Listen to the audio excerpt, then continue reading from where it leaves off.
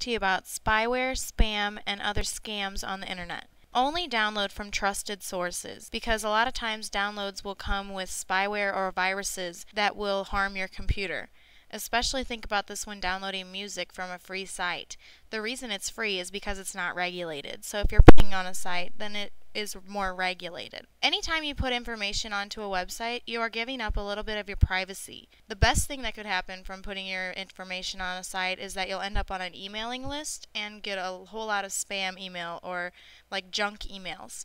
The worst thing that could happen, though, is your identity could be stolen and a lot of money could be charged to your name. You can also encounter on the internet pop-ups and banner ads, which you've probably seen before. Please remember, if something seems too good to be true, it is. You are not going to win $1 million or an iPod Touch just by clicking here and filling out a survey.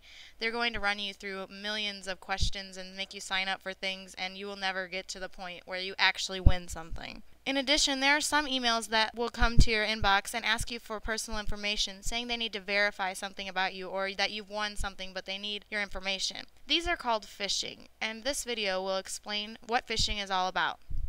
Recently, I've heard a lot of people talking about phishing, and that's with a PH and not an F. To learn more about it, I'm here with Shuman Ghostman-Jamder to talk about phishing. Shuman? You may have heard of phishing. It's a leading cause of online identity theft. But what is phishing? It's a type of scam that involves individuals using emails designed to look like they came from a legitimate company.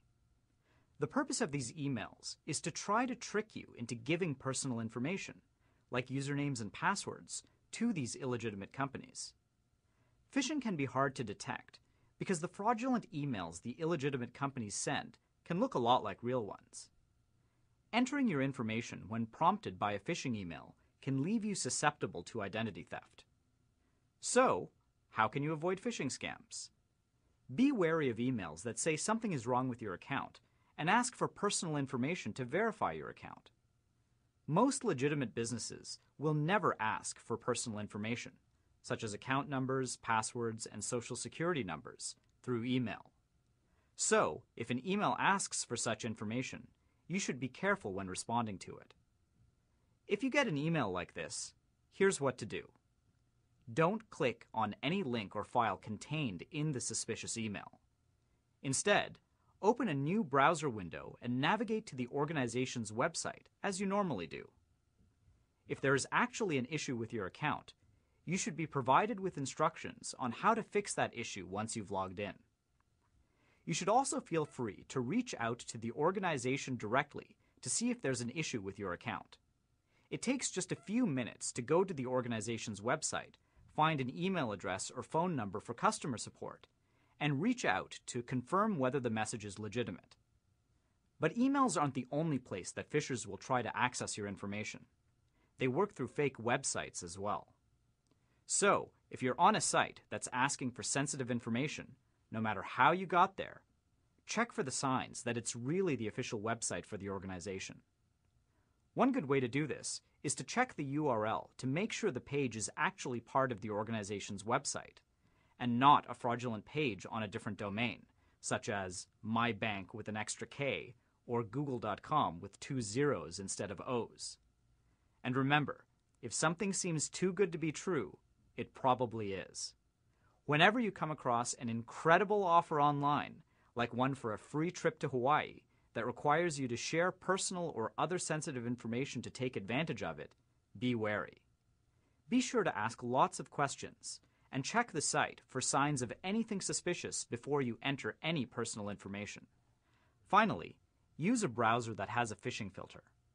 The latest versions of most browsers, including Firefox, Internet Explorer, and Opera, include phishing filters that can help you spot potential phishing attacks. A lot of your time spent online is dealing with social networking, and those would be on sites where you create a personal profile and you have your own account, and usually you include pictures. You can connect with other users on this site. It could be with friends or people throughout the world even. Some examples include MySpace, Facebook, Bebo, Zanga, Friendster, blogs, any type of communication where you're putting personal information out and you can have so-called friends.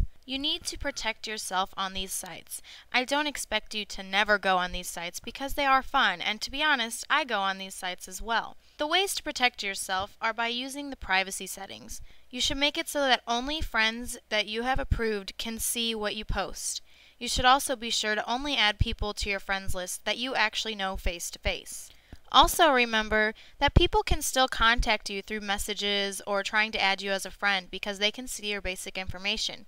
Here you can see two examples from Facebook of when I looked up my last name, Schwartz, to see what popped up. These are two people that I am not friends with and I do not know, but I can still see what school they go to, how many friends I share with them, their name, their profile picture. I can add them as a friend, send a message to them, or view their friends list. So anyone can contact you, but it's up to you not to respond to those people.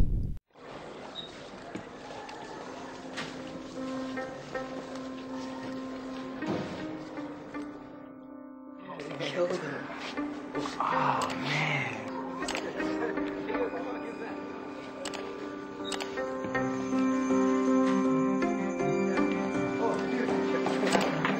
I feel back in compound A, 46.7% by weight.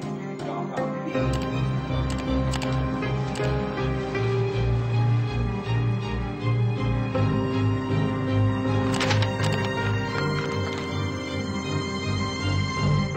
Once you post your image online, you can't take it back. Anyone can see it. Family, friends, anyone. Remember, think before you post. Let's look at some examples of things you might include in your profiles. First, we have 3 examples of profile names. These are inappropriate names. Jailbait implies that you are looking to communicate and have contact with people that are older than you and people that are looking to be involved with children under the age of 18. Eye candy is also inappropriate. It implies that you are only good looking and that is the only thing you want to be known for. Sweet thing or anything like that is another example of something that would get you attention in a way you don't want. Now let's take a look at the profile pictures I have found on Facebook. These are true profile pictures and poor examples of what you want to be known for. There's alcohol involved, and the first one, the man is drinking and he looks to be drunk. It is not something you want to promote yourself for. Then there's a girl who's hugging lots of beer bottles. That's definitely inappropriate for your age, but even for her, that makes her seem like all she wants to do is drink. Next, you have a girl who has clothes on, but she's posing in a way that makes her seem more provocative and will attract more predators. Then the next picture is also 2 girls focusing on alcohol and trying to pose in a sexy manner that will bring them attention they do not really want. The last photo, the girls still have clothes on, but they are showing off a little too much skin, and that will also bring unwanted attention. Lastly, let's look at these examples of status updates. This girl has an inappropriate photo for her profile, and she's also got a phrase on here where it's basically saying that she wants to fight girls and trying to bring herself improper attention. Next, my friend Kevin is saying exactly where he is. He's not flying back to St. Louis, he's stuck in North Dakota. Everyone knows exactly where he is. Anytime you do a status update with your exact location, it's much easier for people to find you.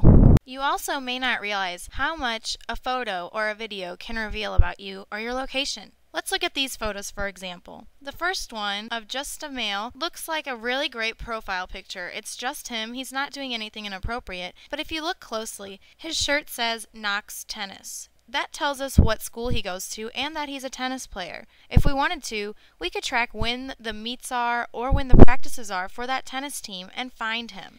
Below that, you can see a man and a girl, and they seem to be posing in a proper way, except if you notice on his hoodie, it's a Blues hoodie. So that tells us that he is most likely from St. Louis and most likely lives in that area. Maybe we could find out a little more about him from that. The last picture is some of my family. Both girls are wearing Illinois State shirts. We are at the Illinois State University homecoming event, and you can kind of figure that out by looking at the background. So they now know that at least one of us goes to Illinois State University, and they know how to track us down and find us.